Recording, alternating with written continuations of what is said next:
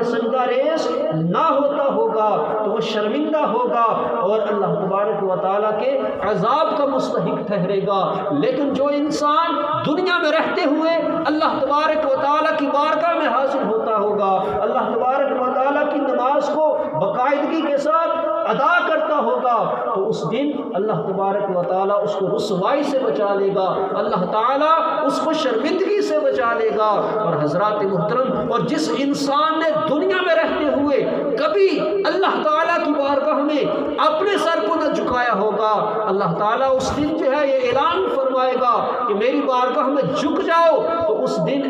کوئی بھی انکاری نہیں ہوگا، ہر انسان جھکنے کی کوشش کرے گا۔ جتنے بھی انسان ہیں وہ سارے کے سارے اللہ کی بارگاہ میں جھکنے کی کوشش کریں گے،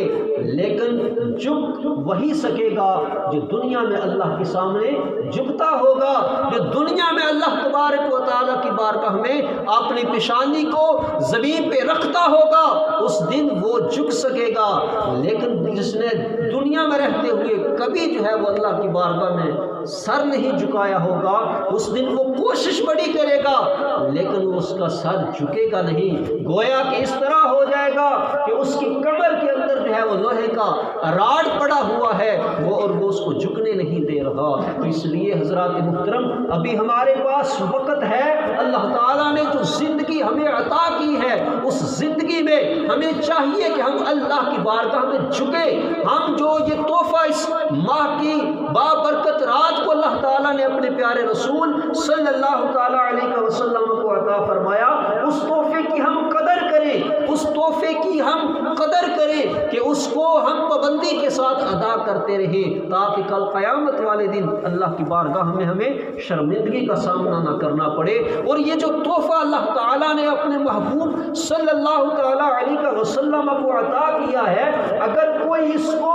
دل و جان کے ساتھ چاہتا ہے، اس کو اپناتا ہے، اس کے مطابق عمل کرتا ہے، تو اس میں اللہ تعالیٰ نے بندے کے لیے فائدہ ہی فائدہ رکھا ہوا ہے۔ ظاہری طور پہ بھی بندے کو فائدہ ملتا ہے، روحانی طور پہ بھی بندے کو فائدہ ملتا ہے۔ ظاہری طور پہ اس کا فائدہ یہ ہے کہ جو بندہ نماز کو پابندی کے ساتھ ادا کرتا ہے، اس کو صحیح طریقے کے ساتھ ادا کرتا ہے، تو اللہ تعالیٰ اس کو جسمانی بیماریوں سے بھی محفوظ رکھتا ہے، وہ صحت و تندرست رہتا ہے، اللہ تعالیٰ اس کو بیماریوں سے محفوظ رکھتا ہے۔ لیکن جو انسان اس کے اندر کوتاہی کرتا ہے، اس کو صحیح طرح سے ادا نہیں کرتا یا سرے سے ادا ہی نہیں کرتا، تو اس کو جو دنیاوی جو فائدہ ہے وہ اس سے محروم رہتا ہے، اور اس کا جو